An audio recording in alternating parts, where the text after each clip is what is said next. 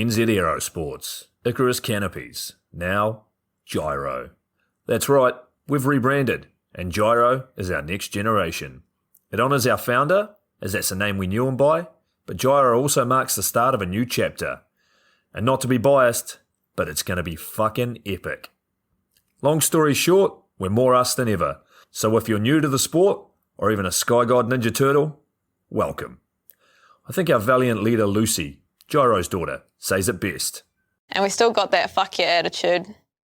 Rebrand! Woo! Rebrand woo indeed, Lucy. Anyway, head over to gyro.com for more info and get amongst you legends.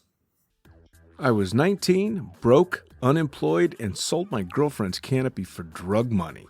So I thought I better sew her a new one. What a sentence, and what a story. This describes the humble yet outrageous beginnings of NZ Aerosports, the home of Icarus Canopies, in the words of our founder himself. From getting a paratrooper toy from his mom, watching parachutes at the DZ as a 6-year-old, jumping off the wharf with a parachute made from bed sheets, doing his first jump at 16, sewing his first canopy on a borrowed machine at 19, and starting to sell parachutes out of a garage in 1986, Paul Gyro Martin had an undying love for the sky. Our company started with one man with the wildest of spirits and a true blue sky dream, a renegade. In the time that Gyro created and ran the Icarus Canopies brand until he passed away in 2017, he pushed everything he had to its limits. We miss him, and we always will. Gyro is the next generation of NZ Aerosports. It honors our founder, of course, because it was the name we all knew him by, but Gyro the rebrand also marks the start of a new chapter, our next jump. Gyro is the space between sound and silence, art and science, chaos and calm. Gyro is a state of epic tranquility that transcends understanding. That moment, in the door, in free fall, mid-swoop, where nothing but the present exists. A perfect balance of euphoria and thrill. Gyro captures our passion for flying and our commitment to designing break-the-fucking-rules canopies that deliver pilots pure, wild flight. Hey gang, so I got a new book out. It's called The Upside of Fear, and it's exactly what you think it's about. It's about the good side of, well, getting scared. In it, we talk not only about the science and biology behind fear, but the psychology as well.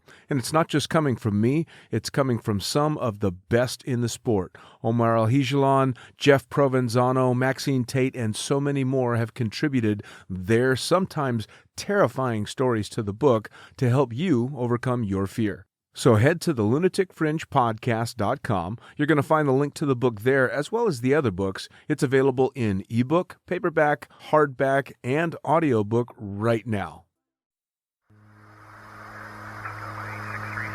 Coming straight from the cockpit, it's another episode of Lunatic Fringe with the fucking pilot.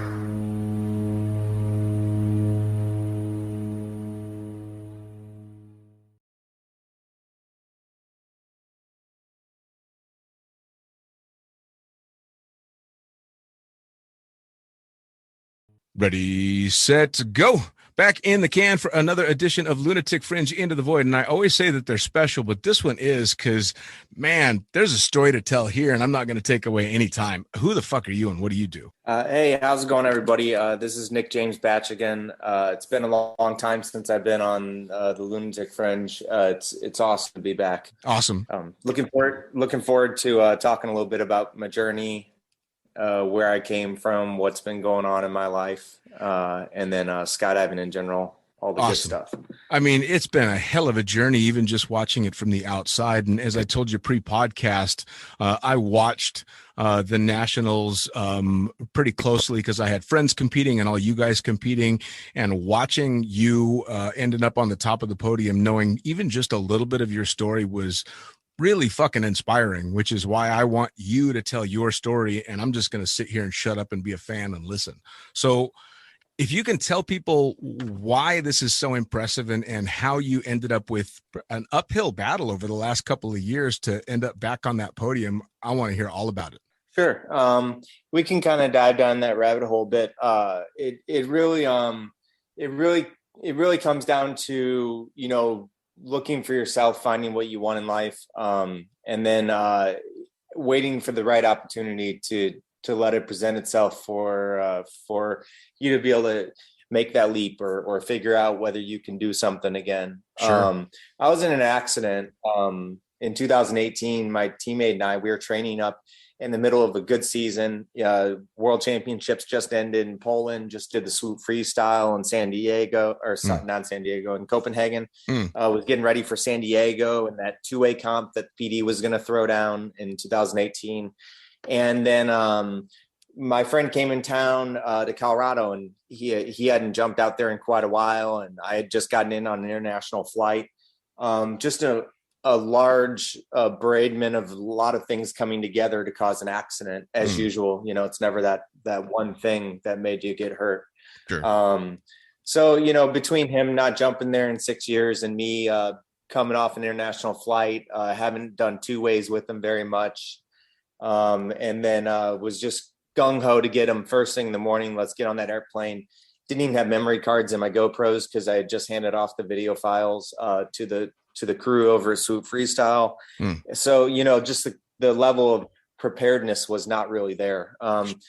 Decided to go up on the first jump, follow him in instead of just doing some solos or, you know, backing off and taking it easy. And I got too close to him in the turn out here in Colorado, or out there in Colorado. I was, you know, we're diving nowadays. We're diving at about 100 miles per hour vertical, which is usually in the range of 150 feet per second closing speeds. And I just held off like a second probably on the backside of my turn to keep from being too close to him in the snap. And then, and when I finished my snap and I looked at the ground for the first time, I found myself about 40 or 50% of the altitude that I needed of the 300 feet is gone. And I didn't really recognize the sight picture right away. You know, it's the first time I looked at the ground since the beginning of the turn. You know, I'm watching my buddy, I'm flying his turn. And then all of a sudden there's this picture I don't normally recognize.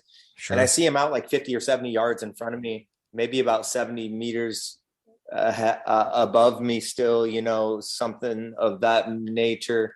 And I'm going like, why is he out there? You know, and then the next mental thought was like, okay, you're going in. Like but it took a second to process because I didn't have that clear picture the whole time. I wasn't looking at the ground myself during that two-way.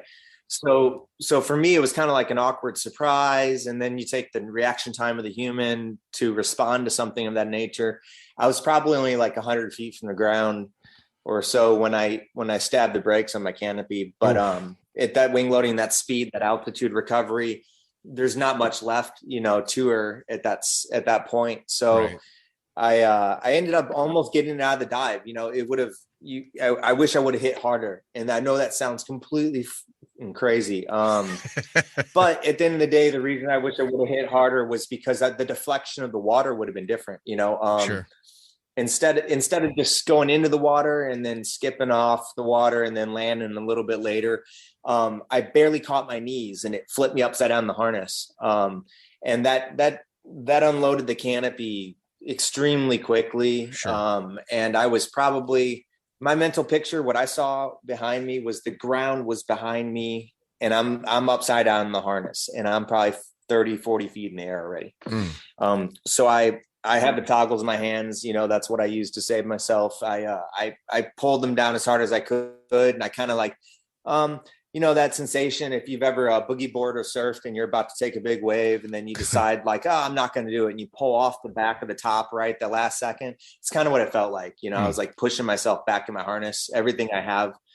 And when I was sat back up in the harness, I was probably 60 feet in the air. And I was like heading off the pond at a 45-degree angle. And the canopy was clearly in a shudder of a high-speed stall. It was not performing to a very, very efficient manner. So I'm in the toggles and I'm kind of like feeling her out, and it feels like when we're stalling them into the accuracy pit, you know, there's not much left in her. You've already used enough to get up and like you're just kind of placing yourself for the landing. And it starts coming down. So I start flying the stall. And I flew that canopy until I stood it up on the side of the pond. And the only thing I could think of going into the impact was was that I needed to save my back and my neck and my body, Mm. because I knew I've hit the ground hard enough. I'd broken my ankle in Dubai, speed flying up in the mountains there. I know what it's like to go into something at a high rate of speed that's going to, injure you. And that was that picture. That side picture said you're in trouble. Sure. So yeah, I stood it up and it blew out my left leg completely. That was the left side of the pond, so it was kind of like on the edge of the water. Right. So one of my legs, my left leg went down more than my right leg, and it had to have twisted somewhat. So the tib fib, it compound fractured out the shin, and then the leg twisted from the tib fib breaking, and that's what broke the femur at the hip. Oof. And then, yeah, it was really bad. And so even with that stand up, I still broke my nose on the ground. That's how hard the impact was. So it was tib fib. And then once that gave away and then knee couldn't, the leg couldn't support that angle, then the hip gave out, not the hip, but the femur at the hip right there at the femur head. Yeah. So it was pretty traumatic. I was pretty shaken up. I wasn't even sure if I was okay or not to walk around, because you're way adrenaline out at the moment. You can't even, I didn't even know my leg was broken. I had a pin, the hip pinched, like there was a pain there. And then but the lower leg, I couldn't even feel what was going on there. Wow. And my friend asked me, it's like, do you need an ambulance? And I went to pull my leg out from my other leg and to find that it was wrapped around my right leg. And I didn't even know that. So the shin was kind of like broken in half around the other shin. Sort of the way I was laying. Yeah. So that was pretty dramatic for her because she would, the blood had squirt and that was all good. It was very, very, it turned real fast, like, oh, okay. Yeah. I do need an ambulance. I was lucky. I was just going to ask, you seem to have such a clear picture of what happened, but most of the time you talk to people that were in an accident like that and their memories are spotty at best. But obviously some of this was pretty slowed down for you, especially considering you're 60 feet up and it's stalling out. But do you attribute your recall of this just from how many times you've swooped and how much this one stood out as unusual? I'm not sure what threw it down exactly for me. I've always noticed like in a moment of fear or pain or something that's happening to me, like in my life, that I would find a way to overcome that pain. And I think like talking about the injury or like walking through it is like what really helped me remember it, because while the guys from the emergency were taking care of my leg and getting me all bandaged up to take to the hospital, they were, they're asking me how I did it or what, and it's kind of funny from a point of view from my wife, because she came a few minutes later. She was already on her way to the facility, luckily, and she arrives, and I'm explaining to the technicians how to swoop. So that's pretty funny, because it wasn't even like oh yeah, I was more or less just trying to explain how I got hurt so they could understand the implications of the injury. Sure.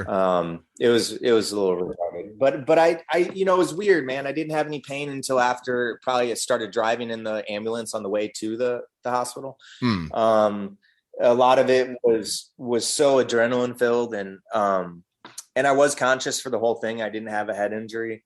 So I was very lucky with that, because we've had some friends get head injuries with much less impacts that have made them less than what they were originally. So it's I'm fortunate. I'm very fortunate, but I knew that going into it, man. And I preach it to my students that I teach. But man, you fly that shit until it's done, dusted, laid across the ground, and has footprints on it. Like whatever it takes, you gotta fly that canopy until it's done flying. Because even though you're done flying and you just wrecked, like it's a machine, man. Those things they're amazing nowadays compared to what they used to be. And they used to collapse, and we used to flip through the water quite viciously, but now they don't collapse. If there's not a line implication that causes the lines to disrupt with something, pulling on one real hard, then you've got a pretty even inflation. I must have hit real even in the harness, because it just kind of flipped me upside down and sailed. Wow. So it was a little dramatic for what I thought was going to be a little bit like an exciting two-way, turned into a real real freaking crazy in the ground moment. Right. For sure, man. Now, when did the reality dude. set in? Because I mean, I've been in accidents not quite as extreme as that, but I've definitely fucked myself up, and it sometimes takes a while for it to soak in. But did it start hitting you in the ambulance, or was it in the hospital that you're like, oh fuck?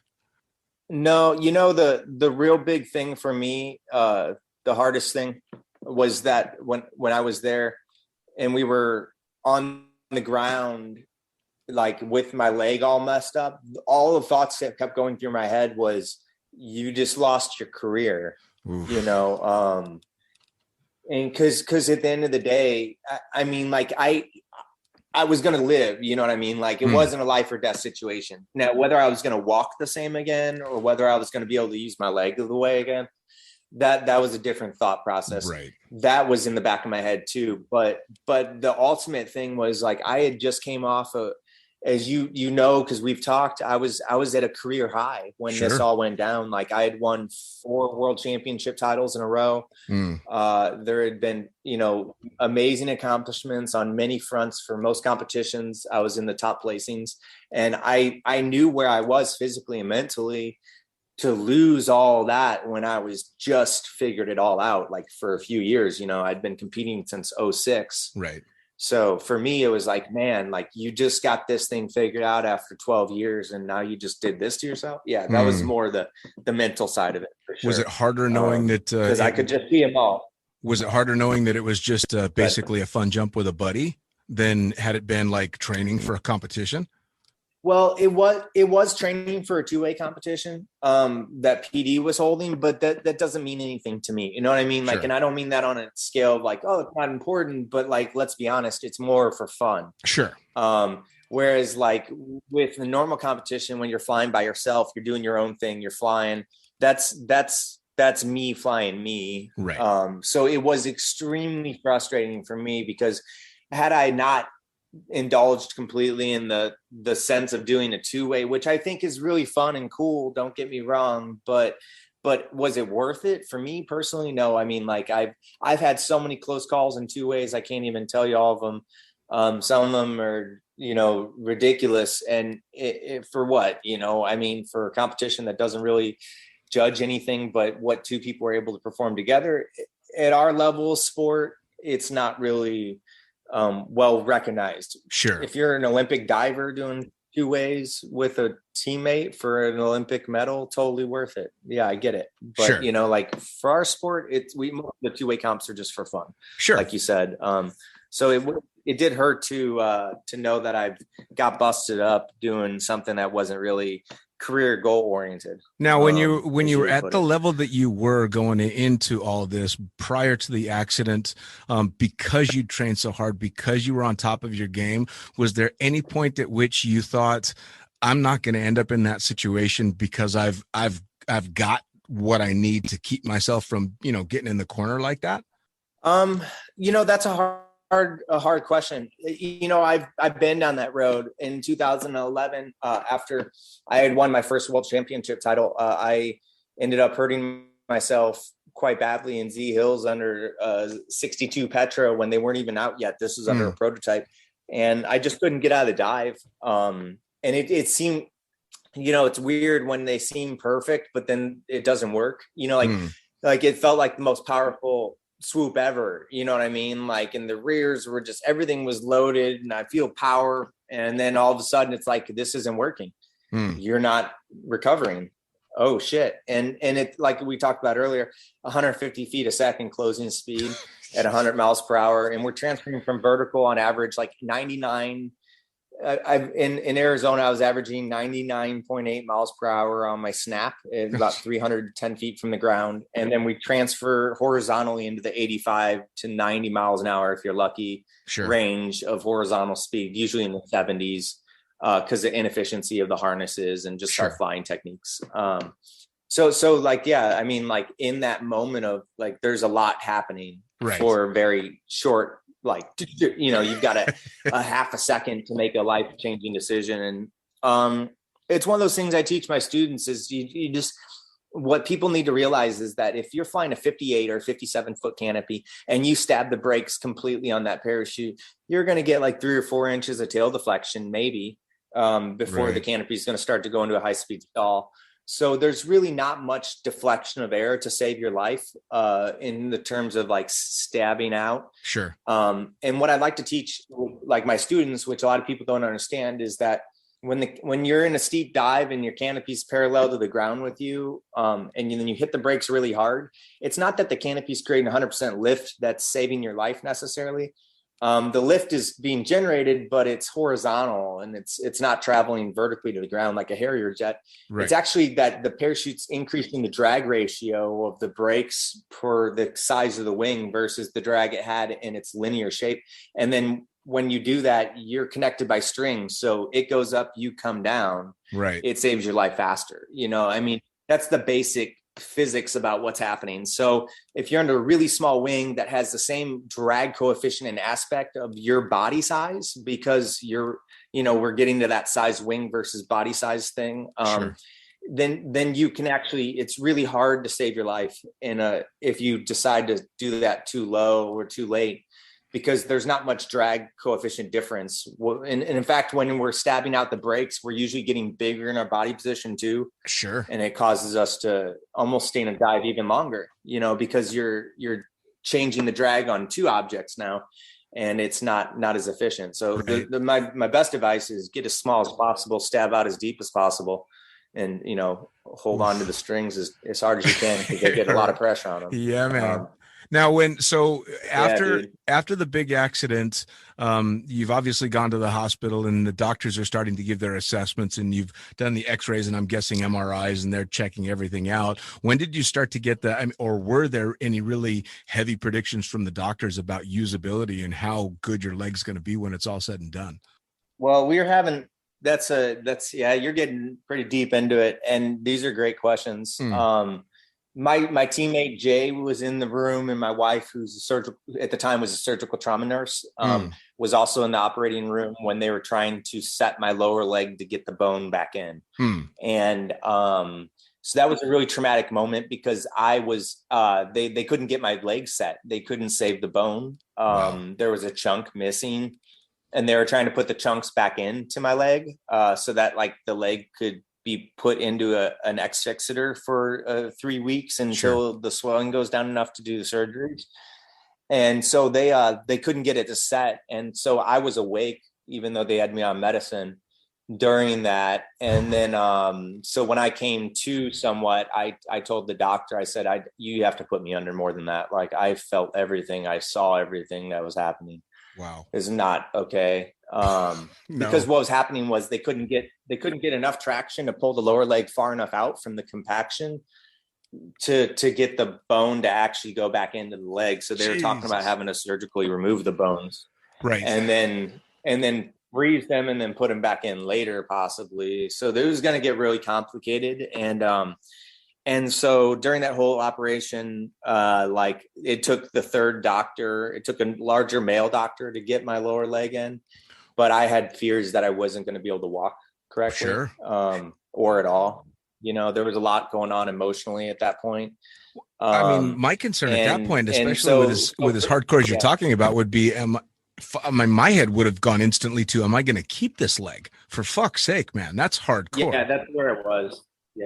Yeah, they had to start giving me infusions with blood and stuff, because it was getting pretty traumatic with the amount of blood I was losing during the operation trying to get the leg saved. Sure. So it was real, I mean, and it's real when your wife, who's a surgical trauma nurse, is kind of like wanting to leave the room because it's you, not just another patient. There's, she can handle that kind of stuff, and it was still pretty gory from what I remember from the description that my teammates given me. So that was traumatic, man. Like I didn't even know. And then, and then they got the lower leg fixed, and I got in the recovery room, and my birthday present to myself was a femur rod the next day on my birthday. So September 3rd was the accident. September 4th on my birthday, they gave me a femur rod up in the hip, and that was pretty, it actually felt better. The instant they put it back together, it didn't hurt as bad. Yeah, it was weird. And then I wasn't able to walk for about three to 4 months and I couldn't use a knee scooter either because the femur break. Wow. So it was all crutches for about 3 to 4 months. Yeah. So, man, I mean, that's some, pretty I crazy. mean, seriously, that's as intense as they get when it comes to trying to have a recoverable injury. And I mean, you don't have to go too deep into it, but I mean, that is like an absolute perfect recipe for serious PTSD, which is why I was so impressed, you know, that to go through this and to know only a little bit of how bad that was, but even now to know so much more. How the fuck when did you go, you know, something, I'm going to get back in the saddle, or did it take time? Yeah, you know, like we had a lot of family stuff going on. With right after my accident, it wasn't just about me. There was a lot of financial situations with my wife going back to school for a CRNA and my insurance programs with pre-existing injuries, and her quitting her job so that she could go back to school. So there was a lot of financial hardship to keep me on insurance. We were paying Cobra. Oh, wow. And it was more than most people's mortgages per month just to keep my insurance. Wow. And so we didn't set me forward. Like I didn't plan on skydiving for a long time because it was going to be too much. So we switched insurance, and then I didn't jump I could have jumped as of like 14 months after the accident. And then I didn't end up jumping till almost 2 years, 8 months later. Wow. Once she finished was finishing school again, and then new insurance and stuff like that. So I actually did my first jump back. I think it was sometime, honestly, I didn't keep track that much. It was like, I did 2 or 3 jumps in like April. And then I pulled back out of jumping again because of health related issues for myself and concerns. So I had been diagnosed with some illnesses that had taken a front step on our family's agenda for a while now. Okay. So then dealing with those for the last year or so, and then decided that if I wanted to do this whole competition thing, I would have to do it now. Because the U.S. Nationals is happening. And if you don't go now, you don't get to make the team for next year. And I've been through that many years in a row. And also kept me off the team for South Africa because I wasn't able to compete in 18. Wasn't able to compete in 19. Sure. So there's quite a few U.S. teams I missed the opportunity to compete for. So when all that went down, and then I was invited because of the World Championships didn't end with freestyle completing. So they used the rankings from the 2018 World Championships for the World Games meet. And I got an invite from Cornelia, and XC called me on the phone from when they were over in Russia, in Siberia, and asked me if I wanted to take a slot for the World Games. So it got put on the spot a little bit there, but you know, it didn't take me more than about 0.5 of a second to say yes. Because I had wanted to go compete at that world meet also since the last one in 2017. Sure. In Poland. So I'm just really excited because I was like, all right, I'm going to do the World Games again. I was able to do 3 of those in my career, which is once every 4 years. It's a long stint. And Sure. I was able, so I was like, if there's not many athletes, I think, or if there are any in canopy piloting who have gone to all 4 World Game events, Sure. or have gone to 4 or more. So I was like, listen, I got to try this out. Like, this must be meant to be. So I took the invite, and then I told him, I said, listen, like, if I'm going to do this, I'm going to respectfully try to figure out if I want to do this before I just show up, and that's out of respect for other competitors, because the slots for that event to me is the most coveted venue of any venue. It's like our Olympics. Sure. It happens once every 4 years. And, so if I was going to take a slot and I didn't really care about the sport or wanted to do it, to me, that was just being a little bit too selfish. So, sure. So I started jumping pretty hardcore on September 15th. I went out to the drop zone, got my paperwork signed up. I had my reserves still repacked from when I did jumps earlier in the year.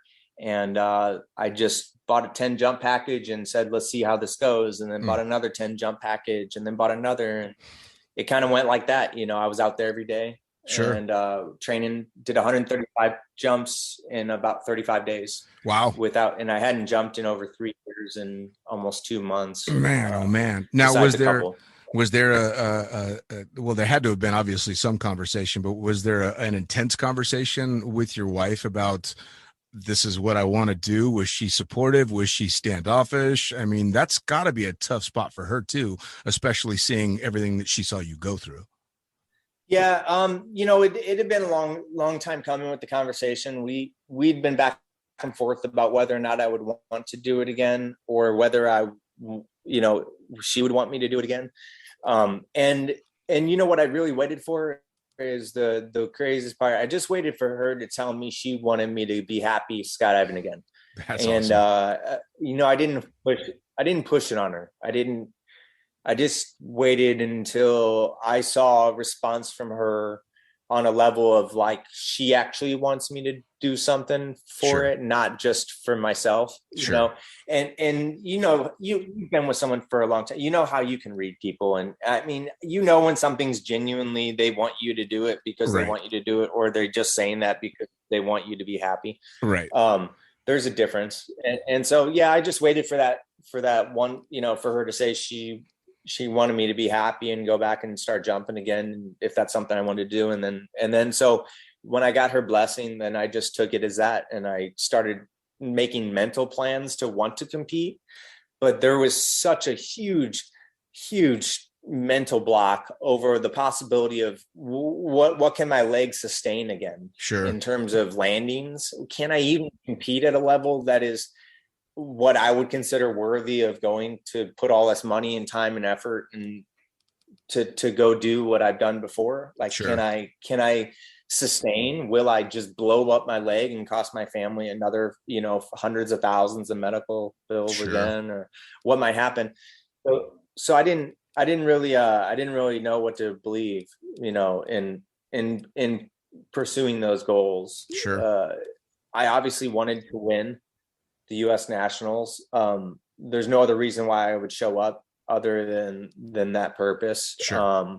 I'm not a just go for it and try to do something kind of guy. Right. I don't do well with letting myself down in different areas. And so this was a huge mental barrier for me to cross, which I've done a lot of things before that have required mental acuteness and ability to overcome like previous things that have happened in life. But this by far was the biggest mental cake I've ever been down in terms of trying to figure out who you are as a human. What can you do? Like what is physically possible? Well, that's the thing, right? I mean, make that many jumps. It really is a who am I kind of question. I mean, fundamentally, you come through something like that, where your entire life and your entire world and vision of it is turned upside down, literally in a tenth of a second. And now you're faced with a whole bunch of, oh shit, what now questions, man. That's tough to just walk away from. That lasts. Yeah, there was a lot of pressure on myself. Like I was saying, I'm really hard on myself. So it was one of those, like, I had to learn how to pop it up and start to trust my leg and accuracy. And then, if you ask Aaron and a couple of the other grounds people out there that were watching me pound myself into the ground for a month straight there before nationals, I mean, I took the beating. I went out there and I destroyed myself every day, trying to learn to trust the legs and build the muscle back. And I couldn't build the muscle in a month. There's no way. Like, I lost an inch of my legs and an inch and a half out of my buttocks from just not getting back into the scene and wearing weights and doing jumps. And, so I didn't have that leg strength. And man, I pounded my face into the ground so many times trying to stand up accuracy and learn to trust the leg. But when do I give out? When do I let it go so I don't break it again? There was I did about 65 accuracy jumps, and most of them were not stand-up landings. Trying to learn to stand up again, trusting it. So that was a huge mental thing. But like you said, the PTSD thing, even right after the accident, I went scuba diving, and then, I freaked out. I was 60 feet down right after I got down to the bottom, and I lost my regulator, and I couldn't find my backup regulator, and my wife wasn't right there. And then like I went back into like, you know, like that, like I got masks on, I'm in the hospital mode thing. Right. I don't know. It was weird. And it tripped me out, man. I decompressed and I blew out all my air and I surfaced, you know. Wow. And I mean, and then the scuba rep dude is like, you sure you can go down again? And, you know, like he's like trying to push me to go down. So I ended up going back down on the same tank, like right then, and then pushed through the rest of the whole scuba dive. But that was a crazy mental scuba dive, because I was like all in my own head the whole time, man. Well, and that's the thing, like, right? That's the hardest fucking battle. That's the hardest battle, is fighting your own head and trying to get around these. I mean, especially considering you're having PTSD on a scuba dive about a skydive. It's not fucking logical. It comes out of left field, and holy shit, man. It's almost everything you can do just to hang on. Yeah, it was like, and you know, the fact that I was 60 feet down and it was a life or death situation. And maybe it was the fact that it was the first time that I've been put into a life or death situation again since the accident. You know, like whatever psychologically was going on, it wasn't okay, you know, like clearly. But shit like that, you know, like having to push through that.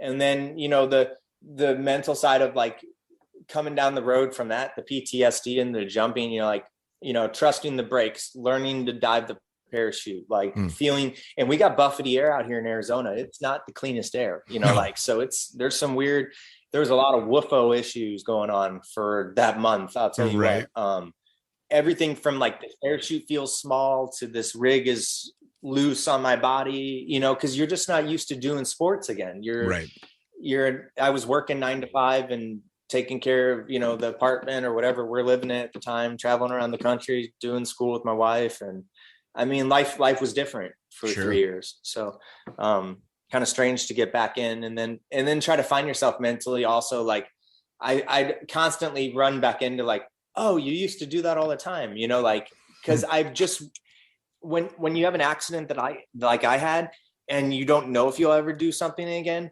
you have to do your damn hardest and try to learn to mentally disconnect what your life used to be to what your life is now.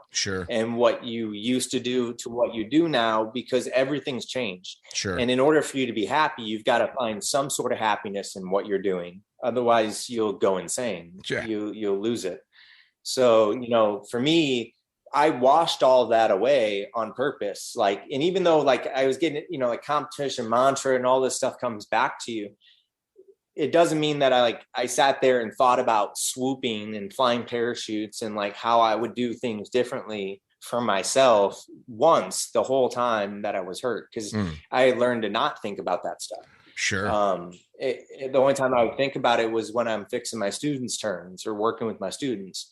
But then I would be like a normal life outside of that you're not a skydiver. You're just doing normal things. So it was really, really interesting to step back into those shoes and then have to relearn everything that you used to do. Originally you just did it, but now you have to think about doing it. It's not second nature anymore. You're having to force yourself into those shoes. Now, when you finally made the decision and now you're there, competition's getting ready, was it on the first jump, I'm mentally there, I'm back, or was it a continuous a new adjustment even through the competition? It was a constant new adjustment. You know, like the FLCPA was a huge awakening for me. I got my ass kicked by a whole bunch of people. I took third overall, which I wouldn't say a whole bunch, but I'm telling you, like, these guys were all coming with bigger guns and better weapons than I've ever flown. And, you know, you watch all these mutant harnesses 4 or 5 years ago that didn't make a score. Now they're getting dialed in, you know, after flying it for this long, people are starting to hit scores really well. So, you know, it's hard to keep up with coming back into the game with like borrowed parachutes. Cause I had one, since I sold most of my stuff, borrowed rigs. And then on top of all that, just trying to figure out how to fly. I'm 7 kilos lighter than I used to be. So everything's different. It was a real trip. It was kind of crazy to, you know, like, all right, can I do this? And like I said, I was calling on friends and I tore a 75 in practice doing a wing over, and I had to call on another friend to send me my old 75. And I'm just lucky I have some friends, because almost every parachute I was flying during the practice month and during the FLCPA was someone else's parachute. Wow. Yeah. So it's nice. It's nice to have friends that still have all your canopies, that you won't glue. Dude. I'll tell you that much, but it was weird. It's a trip, but also just the seeing everybody again, like the whole, like all the new faces with the old faces mixed in. And then like, you're trying to, like I was saying, it was a different game, like, I'm like, all right, I bit off more than I can chew on this one for sure. But then I started remembering that like, it's 9 rounds and like, it's 9 rounds of very pressureful flying for a lot of teams, that it's not just going and throwing a run and who cares. Like, right. Even my flying was more aggressive, and my distances suffered for my water touches because everything was just so rough. Because I got to get this part done, right. like, or I don't make a team. There's a lot of pressure on this competition in particular, that maybe it's weird, but maybe you wouldn't even see the same pressure at the world meet because you're already at the world meet. Sure. What I mean? You're not trying to get there still. Sure. Yeah. You're there. You've made it. Yeah, you're already on the team. Like, all you have to do is score 9 runs and do well, but in the US thing, I've scored a few zeros before in 2016 and didn't make the US team. Like, had just won the world championships 2015, didn't make the team 2016 with the mistakes. Sure. Like, that's crazy, but it happened. You might wake up with a migraine. You can't change a competition date just because you're sick. Sure. There's issues with that too. With like a lot of people, you get to a certain point, like, you want to compete, but does your body want you to compete? Like, right. Does your neck, like, no. I could tell you after 145 jumps in a month, like, I am whoop my ass into shape, but man, I'm hurting still, Sure. And I haven't jumped in 4 days. I'm still sore. So, man. Yeah, well, man. It's been a journey. So it strikes me as even more impressive because you were going into it not just with the changes physically and the different wing loading and borrowed gear and stuff, but the change in mentality, because that, if you ask me, especially for CP, is the most important part, is that mental sharpness and accuracy and knowing I've got this. This is what I do. This is how it feels. And you went into it, I don't want to say as a rookie, but feeling like you were starting over again, which to me is insane that you would even score, let alone end up on the top of the podium. Yeah, there was a lot of training that went down, and that helped a lot. But even like you were saying, going into the competition, there was moments in the comp where I'm just like, this isn't how you fly. But there was, what stood out more than that was like the moment that like I flew like I do fly.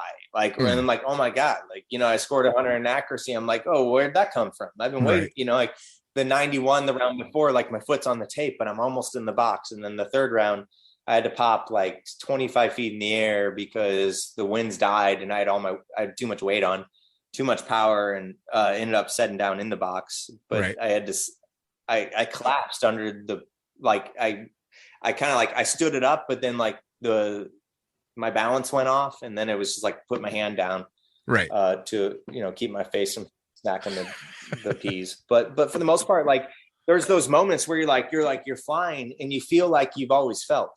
You forget about your injuries, you forget about what limitations you might have. But that's also a scary thing, because then it makes me push things as hard as I used to, Sure. And my mom's watching and my wife's watching, and I pop up 20 plus feet in the air and I got 15 pounds of lead on, and I'm going for a stand up, and they're watching and going, oh my Jesus, like, please don't blow your leg up right now. And I'm just sitting there, I'm not even in that moment. I'm just thinking, like, stand the shit up so you don't lose. I mean, that's got to be such a mental game too, because you're not just thinking about yourself. You're having to take your wife and your mom and the whole family into consideration. Obviously, you can't do that 20 feet up trying to hit the box, but throughout the competition, that's a lot of pressure too. Yeah, there's a lot in the back of my head, more than there used to be, for sure. I just turned 40 in September, and it's just been a real trip, like growing older and like starting to to appreciate different things in life than maybe you once didn't because you're running around too quickly. Sure. Who knows? But yeah, I mean, like that's the mental side of making sure that I'm like I'm doing everything I can do to be the best I can be, but still at the same time be there for my family. It's definitely draining for competition, just like most people who compete in any events. You know, they've got a lot on their shoulders. It's just a little different when you've already been injured and people just want you to do really well, but at the same time they know what you used to do and they just don't want you to hurt yourself trying to achieve that same level of competitiveness. Sure. I think that was the hardest part for my mom, was watching me push as hard as I can push, which is an amazing thing to see, but also it has to be a little bit scary, I'm sure. Oh, it has to be. It absolutely has to be. Now, was there a point in the competition when you were like, fuck, I've got a shot at taking this? Or was it, I'm just going to get through this and we'll see where the score lies at the end? Yeah, it was actually after the accuracy competition that I felt my best, because in my eyes, it's so weird how the nationals played out, because in my eyes, my distance is my best, but I blew it in a distance event this year. And then my accuracy was the one that I was worried about the most because of my ankle, and I ended up placing second in that. Speed was a big problem because of the mutant harnesses, and these guys are just laying down some really sick speed times, even into a slight headwind. I watched some 2.1 somethings into a headwind that were hitting 2.8s. And it was like, what the fuck just happened? Like, this doesn't make any sense, Right. But it's pretty neat to watch. And I hope in the future, I need to talk to some sponsors and some other people and see where that goes. But, I'd like to be flying one of these Mutant or Infinity harnesses, or one of these other companies that are making one of these, as well. It's just a matter of getting my hands on one and then putting the time in, any of these other pilots who've been putting 3-4 years in on these things, and now they're scoring good runs. It took some practice, and, as in any good venue or sport athlete, you almost have to take a step backwards to take 2 forward sometimes. Sure. So, that just seems like the route to go for the future on some of these venues. But in the meantime, I've got to maximize whatever the fuck I can do to get smaller in my body position so I can fly further and faster, because I don't have one of these harnesses, and these guys are killing it. It's kind of scary and I was worried about that going into nationals. So, so speed, they kicked my butt. I stayed up in there, not too bad off. I think I 5th overall in speed. And then accuracy the next day, I was in first until my teammate Scott did his re-jump, and then he scored his next like 91 or 100. So he had better scores than me. And then distance was a shamble, man. I'm flying a 58, and I need to set up smooth and deep and just like touch the water lightly. And I'm tight and aggressive, and I'm tighter than I've been in any practice jump, in any comp jump, anything in the last month. And I had to let it dive like all the way to the water and then like re-riser it out. And man, it was tail fluttering through the corner. I drug the whole accuracy course with my left knee and my right leg just to like keep from spitting off the water. and then ended up going like to me, what seems like a pitiful 120 something meters. And I'm like, wow, okay, wake up call. What the heck's happening right now? And then, second jump didn't go much better. Still charged the gate too hard. Third jump was awesome. I was tied with Kurt almost by like 2 points. This is where like accuracy, I was ahead by like 15 points or something. And by the end and I thought I would just walk away with this thing. By the third round of distance, I'm less than 2 points ahead because of my shitty distance rounds. And then, so Kurt went, and I had him go in front of me. I'd been going first the whole comp, but I wanted him to go first. And then I followed him in, and I saw where he landed based off of some strategy that I figured out. And I pushed about like maybe a half a foot or a foot past where he landed. So I barely took him on that round, which ended up in second in distance, which is fine because I only cared about overalls. Sure. And then I ended up winning by like 2.5 points or something like that. Something ridiculous. I mean, So all it in was all, a close. hell You know, of a it was one of those- competition. yeah. It It was was awesome. no, So it really that was unreal.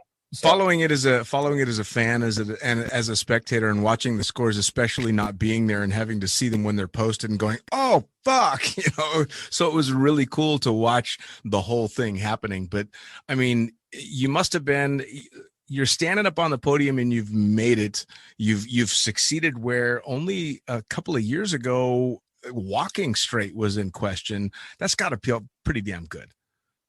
Yeah, that was a huge thing for me. That was I and the bigger stat on that, like that was my 6th national title, and I almost have as many world titles as I have national titles, because for me the nationals, like I was saying, is so intimidating sometimes, and it's anyone's game. Like Tommy Delbeck's year and Kurt's and mine and whoever else has won, Bobo, and you start adding up all these champion wins, and I mean. So I've been competing in 2007 to 2021. I missed like 3 or 4 of them, So I mean, when you come down to it, like it's shooting like 50% on the stats for national titles, and that's hard because it's a really difficult competition. If your overall goal, like this year, counted for the DIPC, it counted for the World Championships of freestyle, it counted for the World Championships in regular events, it counted for as well as the World Games. Wow. This didn't count for that, but so there's like 3 world events on one national event. And then you never know the other pressure we've seen before, where 1 year's national counts for multiple years teams based off of the fact that maybe COVID or whatever else happened. Sure. We've seen it multiple times where Jonathan Tagle lost two years of world teams because he performed badly at one, because they used the same results for 2 different years. Right. It's just one of the world's best athletes in swooping, in my eyes, like watching people who should be in these venues, not at these venues. It's a real eye opener. And Sure. I personally have put myself in that position in 2016 by not making the team when I clearly should have, if I would have just run 9 rounds, but you want to win too. You don't just want to run 9 rounds. Yeah, of course. Yeah. Now there's that champion mentality that won't go away. For the upcoming swoopers, the guys that are watching competitions like this, maybe don't know the background of a lot of the guys, but they know that this is something they want to do. Having run the gambit from literally, kind of having that Midas touch and everything is just turning up gold for you, to fuck, I don't know if I can do this anymore. What's the advice you give to guys that have kind of singled in on this? This is what they want to do. This is the route they want to go, but they're, what should their mentality be? What should they be thinking? Do it for the right reasons. Make sure it's what you want for yourself. I mean, there's fame and glory, but it lasts about 5 minutes on the podium, and it's for a medal that was made, for the tens of hundreds of thousands of dollars you spend to do it. So make sure you're doing it for yourself, and you'll find what you're looking for. What it really takes, 100%, just go out there and just practice things until you keep failing. And once you start failing, that's when you start learning. So Sure. Just keep going. If it's 65 or 100 accuracy jumps in a row to figure out how to do accuracy, then you got to keep pushing through and do that. Sometimes the monotonous tasks of just repetition, unfortunately, is what teaches us to do it right in those moments when you're like, how do I do this? It's not really something I'm not really deciding how I'm going to fly my canopy in accuracy. I'm reacting to how my sight picture and my senses are taking in what's happening. Sure. And then my training is what comes through in those moments when I'm deciding how many toggles, how I lean forward or back, or installing it and standing it up. That's all just a reaction to the training, Sure. Training the sight picture to react properly instead of improperly. Well, so and I mean, just practice it up, man. To what put I it recommend. bluntly, it's your training and the repetition of what can sometimes be the boring stuff is not only the reason that you kept getting podiums, but it's the reason you're alive. I mean, that's the bottom line, is sure. Your reactions and all that training kept you with just the injuries you have, instead of just being a stain on the side of the pond, which is that's the best advice I could possibly imagine. Do it because it could save your ass. And that's true, man. And like everybody's like, and I get it, dude. Everybody's like, I don't want to pop up in accuracy. I'm afraid of hurting myself. Like I hear it all the time. You can totally hurt yourself. You're right. But if I hadn't done, like you were talking about, if I hadn't been training those pop up and stall ins like Kurt and I had done since the early 2010 era, when we first started doing these types of accuracy lanes, if we hadn't practiced that so much, then maybe I wouldn't have flown the 64 that I fly in accuracy into the ground during this accident as well as I did. Sure. The same parachute I use, what I mean? It does make sense to me. And it's about controlling your wing and understanding we're not crashing in when we pop up 25 feet in the air. We're actually landing softer than most people are when they're landing from like 5 feet in the air. Sure. It's just based off how we use our parachutes. Sure. Yeah, absolutely. But yeah, man, that saved my life. That did it twice in Dubai when I collapsed the Little Cloud 16 meter on the mountains when I was soaring. I turned in towards a mountain and put the wing through the middle of the nose, and then it was going in real fast from like 30 or 40 feet up. I remember like flying this stall into this stand up on this cliff edge, and then they broke my right ankle, and then I fell off that little edge and then dropped another 15 feet. And the same canopy that, the ledge that I broke my ankle on, the canopy got hung up on, and that saved me from going off the next few ledges. And that was insane. But that was when we used to always, everybody used to speed fly and paraglide out there, but I didn't know what I was doing, man. I'm not a speed flyer paraglider. I've speed flown a lot of parachutes, but never like a crossover wing or partial paraglider.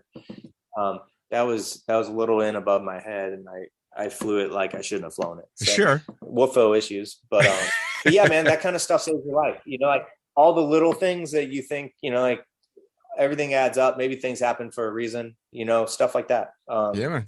Because everything adds up to that moment. And I'm not sure why that moment happened. Who knows? But maybe something worse was supposed to happen if I kept it from happening. Who knows? I don't know. Yeah. Well, I'll tell you what, with a situation like that, I don't know that necessarily you have to put meaning into the moment that it happened. It's about putting meaning into the moments that follow. Yeah, man. And that's just a lot of hard work. Sure.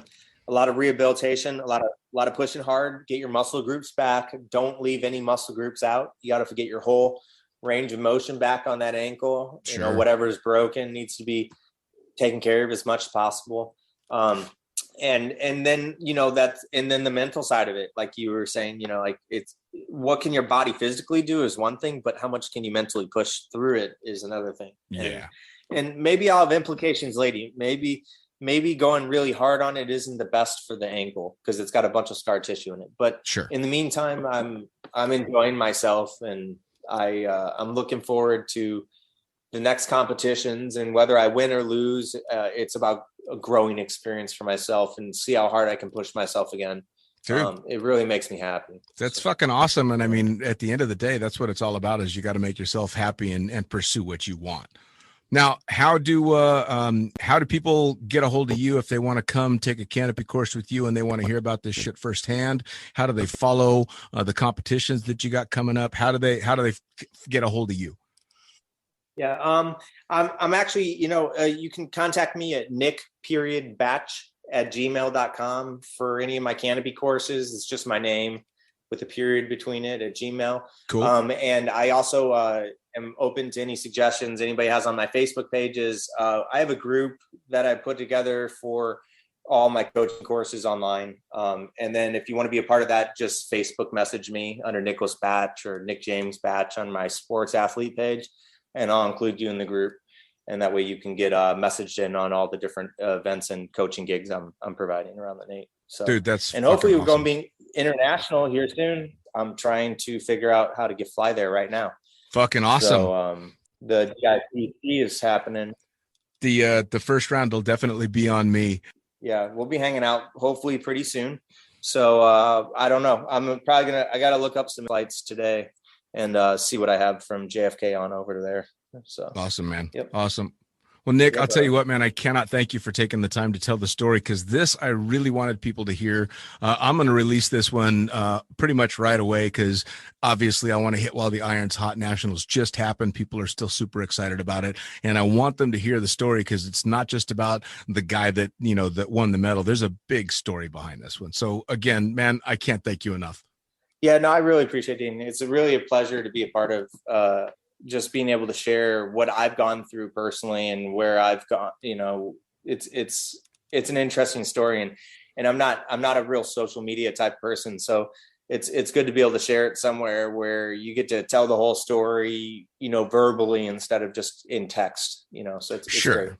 Thank you, man. Well, and I think there's a lot of valuable lessons for people to learn. So again, I think it's fantastic, and I really appreciate you coming on. Yeah, awesome. Well, I guess I'll talk to you soon, Ricky, and we'll hang out and have a drink. All right. Take it easy, man.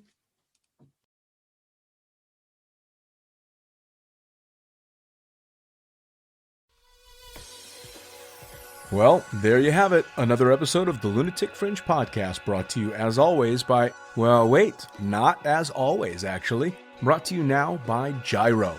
Formerly known as NZ Aerosports, you'll head to gyro.com for their next level line of canopies.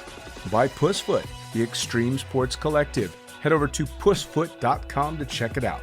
By Summit Parachute Systems, check out summitparachutesystems.com to talk to Jarrett Martin and the gang about kick-ass pilot rigs, rigging courses, and more.